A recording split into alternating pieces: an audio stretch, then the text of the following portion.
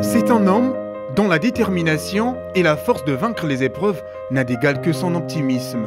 Pour mieux comprendre ce personnage assez atypique, faisons un bond dans l'histoire.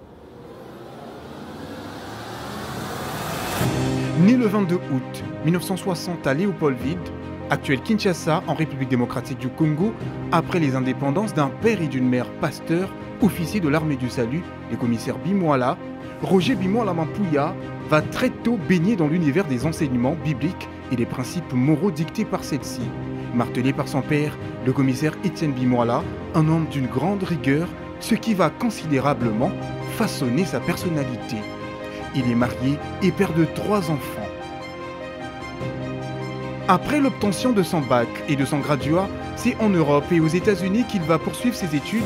Il va consécutivement obtenir un diplôme d'ingénieur chimiste à l'École Polytechnique Fédérale de Lausanne, en Suisse, un doctorat en sciences à l'École Polytechnique Fédérale de Lausanne, un post-doctorat en chimie organique à l'Institut de chimie organique de l'Université de Lausanne, en Suisse, et enfin, en 2002, il obtient un master en administration publique de l'Institut de hautes études en administration publique, toujours à l'Université de Lausanne, en Suisse. Fervent chrétien attaché aux valeurs que prône l'armée du salut, à savoir soupe, savant, salut, il s'inscrit dans l'idéologie selon laquelle, qu'en dépit de l'évangile, l'humanité en souffrance a également besoin de très bonnes conditions sociales pour vivre décemment. Très actif dans sa communauté chrétienne, il n'hésite pas à donner de sa personne pour aider son prochain. Roger Bimwala pour ses administrés de la commune de Barumbu, Roy pour ses amis et proches, est un homme qui aime voir les choses en grand. Après la fin de ses études en banque patriote, l'homme va décider d'investir son capital intellectuel pour le développement du pays et de sa communauté. Il participe à la création de l'université William Booth, où il va débuter comme secrétaire général académique et va rapidement gravir les échelons pour devenir vice-recteur, puis finalement succéder à celui qu'il considérait comme un second père, le recteur Mputu. Dès sa nomination à ce poste de recteur, il va très vite donner le temps de ce que sera son leadership, remaniement, restructuration, projet de grande envergure pour moderniser l'université William Booth. L'homme est un féru de travail et cela se fait voir. Sous son impulsion, l'université William Booth va doubler sa capacité de réception en quittant de 900 étudiants à aujourd'hui plus de 2000, augmenter ses revenus avec plus de 100 employés et remonter l'université William Booth dans le classement des meilleures universités en République démocratique du Congo. Son aura intellectuelle et managériale ne laissant personne indifférent, il va là encore enchaîner les postes de direction dans l'administration publique et privée.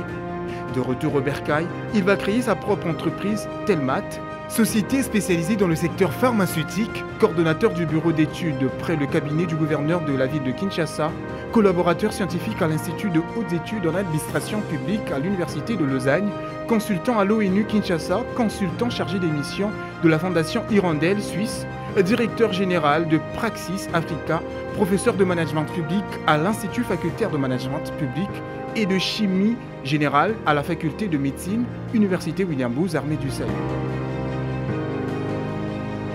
Ce caractère d'entraide et de secours au prochain va subtilement l'appeler à servir la nation en faisant de la politique. Pari qui va s'avérer payant car voulant le changement sous toutes ses formes et à tous les niveaux, il va assister à 2 importants dialogues de ce pays, à savoir les assises de l'Union africaine avec Eden Kodio et aux assises de la Senko de la Saint-Sylvestre, et cela pour le compte des confessions religieuses, société civile. Apprécié pour son vivre ensemble, sa vision et sa proximité avec le peuple, en 2018, il est élu député provincial de Kinshasa, élu de Barumbu. Porté par la population de cette commune qu'il a vu grandir avec son Asbel, ensemble pour Barumbu. Porté par le colonel Daniel Mukoko, représentant les gardes de l'armée du salut, et par son prédécesseur, Roger Bimwala Mampuya va postuler pour la CENI comme issu de l'armée du salut pour le camp de la société civile. En 2021, après près de 3 ans de tractation pour désigner les nouveaux animateurs de la Commission électorale nationale indépendante, il est désigné membre de la plénière de la CENI et confirmé par ordonnance présidentielle signée par le président de la République démocratique du Congo, son Excellence M. Félix Antoine Tshisekedi Tshilombo. Il est de ce fait un homme sur qui la République démocratique du Congo pourra toujours compter dans sa marche vers le développement.